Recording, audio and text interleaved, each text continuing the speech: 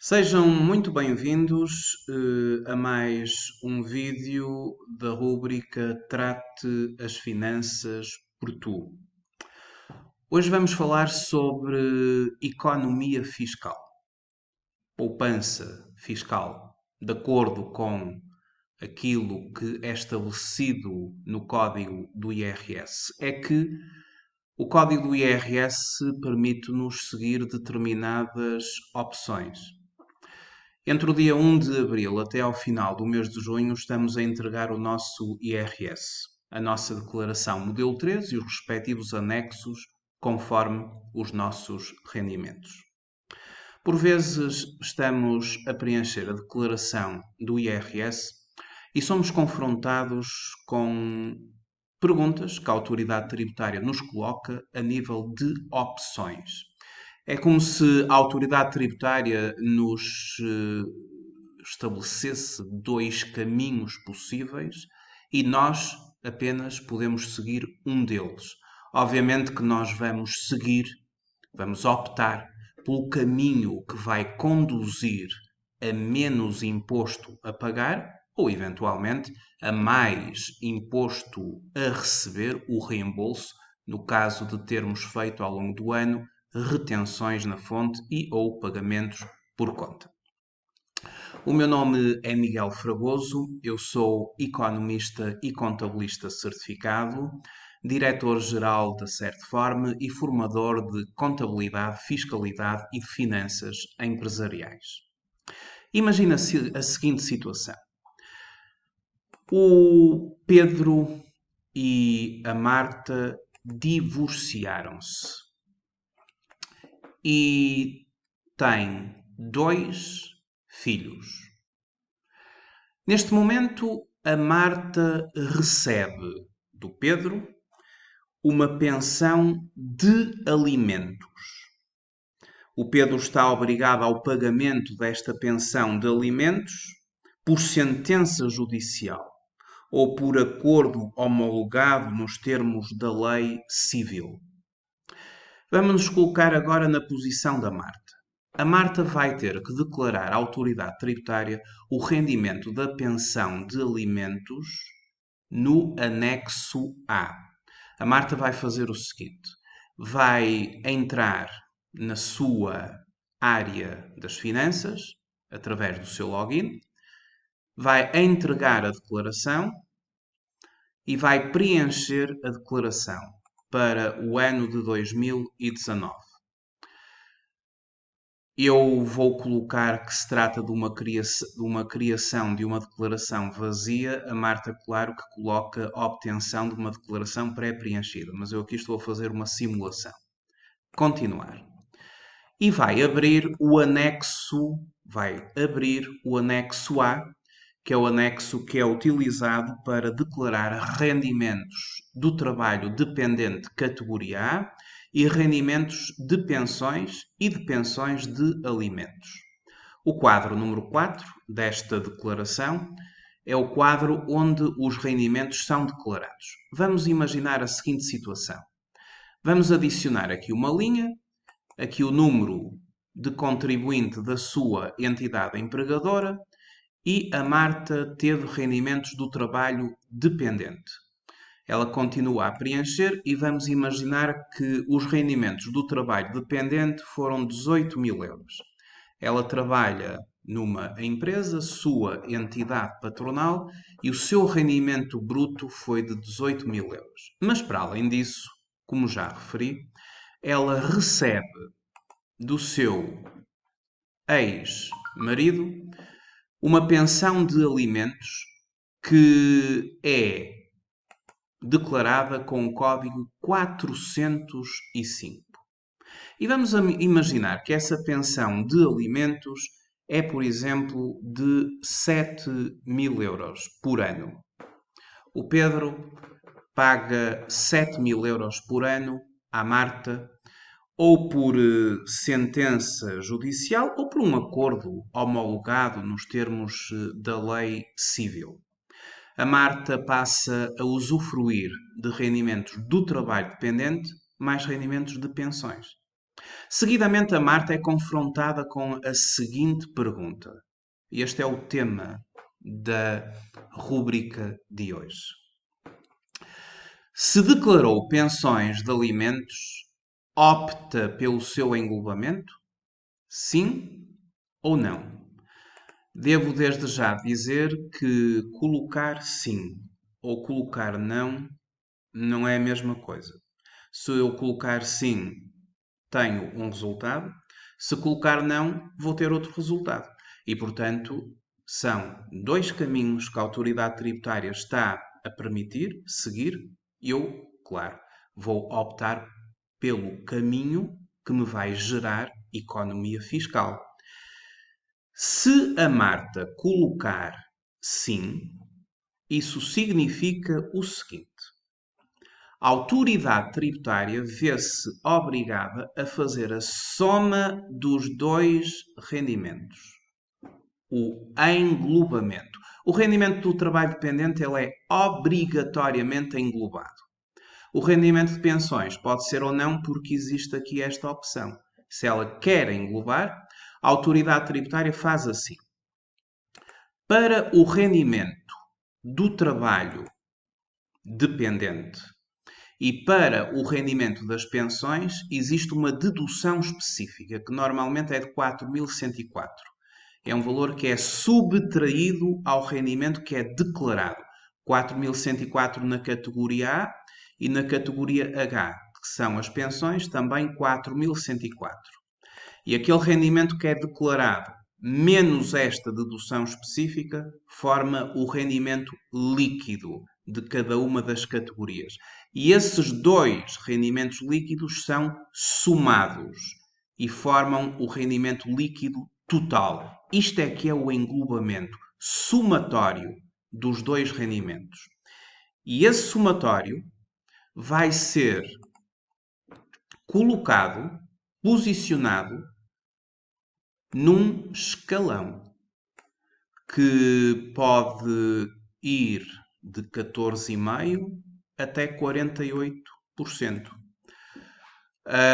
A Marta, com os dois rendimentos que tem, ela vai ser posicionada neste escalão dos 28,5%.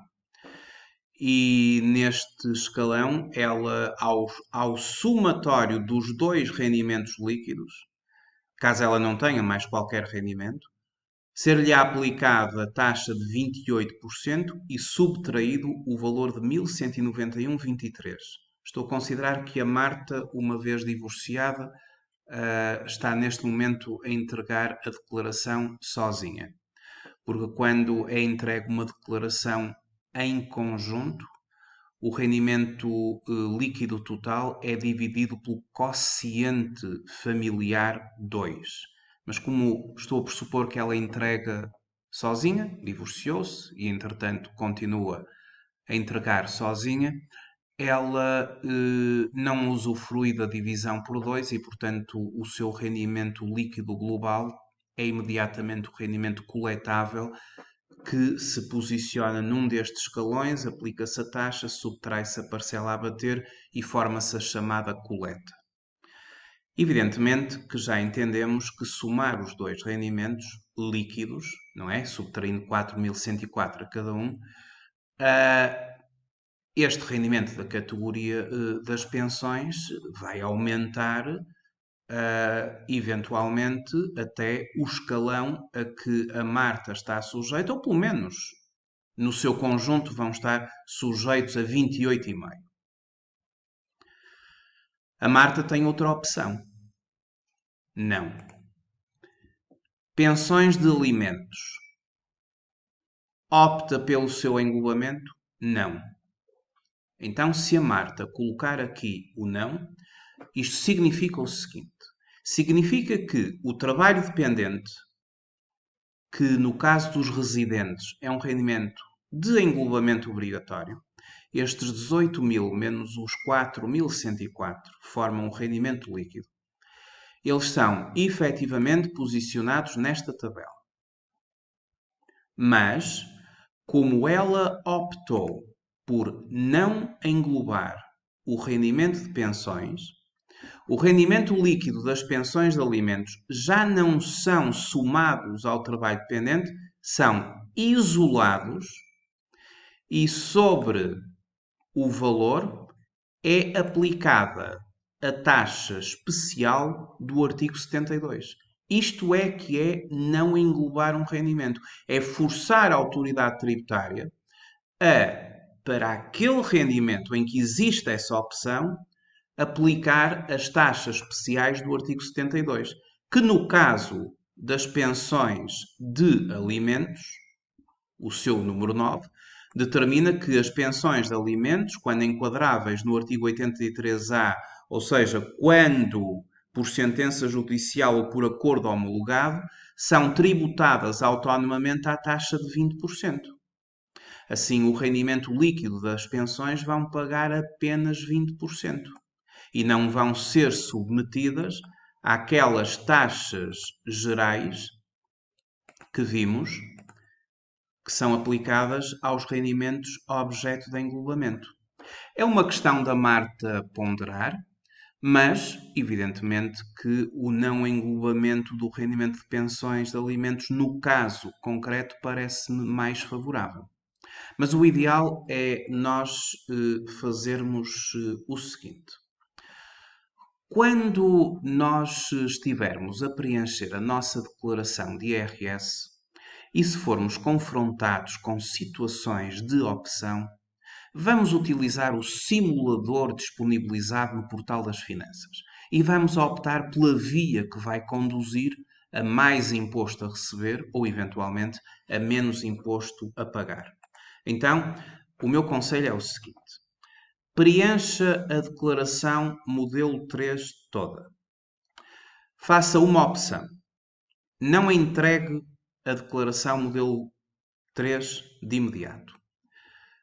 Copie ou guarde o ficheiro para o seu computador. Porque fazendo opções vamos precisar várias vezes da declaração modelo 3. Quando entrar no portal das finanças, em vez de preencher a declaração, obtenha a declaração que está preenchida, já pré-preenchida, através do ficheiro do seu computador. E uma vez obtida essa declaração pré-preenchida, no portal das finanças, coloque Sim. Clique no simulador, veja quanto é que dá de IRS a pagar ou, eventualmente, de IRS a receber. Depois, faça o mesmo procedimento e coloque Não. Clique novamente no simulador. Veja quanto é que dá de IRS a pagar ou, eventualmente, de IRS a receber. Assim já tem a solução. Siga o caminho que vai conduzir a menos imposto a pagar ou, eventualmente, a mais imposto a receber. Claro que para haver imposto a receber tem que ter existido retenções na fonte e, eventualmente, pagamentos por conta, porque só recebe IRS quem faz retenções na fonte, ou seja, quem faz adiantamentos do imposto por conta do valor final. Já agora, e para concluir, o Pedro, na perspectiva do Pedro, o Pedro tem uma despesa. E na perspectiva da despesa, se por um lado a Marta vai declarar o seu rendimento no anexo A e vai ser tributada sobre esse rendimento, porque a Marta recebe o rendimento, quem está obrigado a pagar o rendimento, que é o caso do Pedro, vai usufruir de uma dedução à coleta. O Pedro, segundo aquilo que nós definimos aqui ao preencher o anexo A da Marta, o Pedro pagou 7.000 euros de pensão de alimentos à Marta. Para a Marta era um rendimento, daí ela considerou como tal no anexo A, mas para o Pedro é uma despesa. E como despesa, o Pedro vai usufruir de uma dedução à coleta. E essa dedução, conforme o artigo 83A do Código do IRS, é de 20%. 20% dos 7.000. À coleta devida pelos sujeitos passivos são deduzidos 20% das importâncias comprovadamente suportadas e não reembolsadas, respeitantes a encargos com pensões de alimentos a que o sujeito esteja obrigado por sentença judicial ou por acordo homologado nos termos da lei civil. Como ele pagou 7.000 euros de pensão de alimentos, ele vai usufruir de 1.400 euros de dedução à coleta no seu IRS. Para a Marta é um rendimento, para o Pedro é uma despesa e é assim que funciona.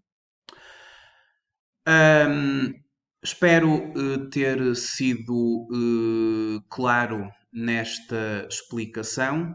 Fundamentalmente, o que eu quis aqui dizer é que existem opções. A grande parte dos rendimentos dos residentes são tributados pelas taxas gerais, mas existem alguns deles, nomeadamente este exemplo que eu dei das pensões de alimentos, há muitos outros, ou há mais alguns, sendo mais preciso, em que o contribuinte de facto pode fazer uma opção por não englobar aquele rendimento especificamente. Isso não pode acontecer no trabalho dependente nem no trabalho independente para os residentes.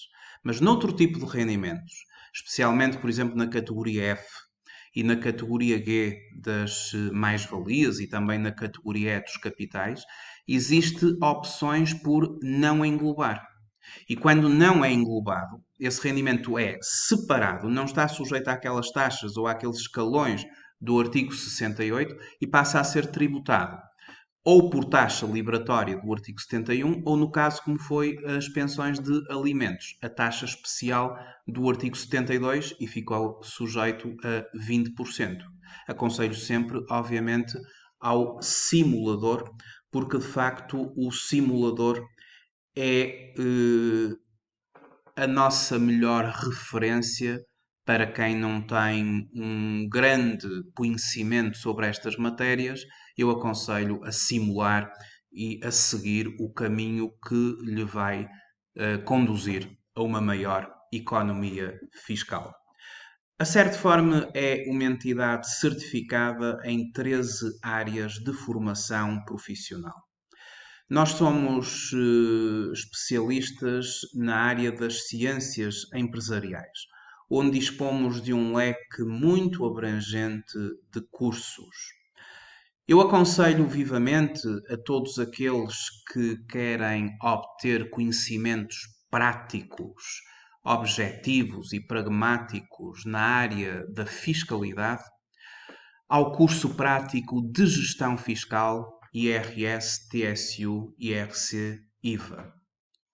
Podem ir ao nosso site www.certform.pt, consultar a nossa oferta formativa. Temos já um leque muito abrangente de oferta formativa por e-learning. E para consolidarmos estes conhecimentos, é investir no nosso futuro, fazer formação, especialmente formação orientada para as necessidades das empresas, formação prática que nos possa dar instrumentos práticos para aplicarmos no nosso dia a dia. Agradeço-vos muito terem visualizado este vídeo e até um próximo vídeo da rúbrica Trate as Finanças por Tu.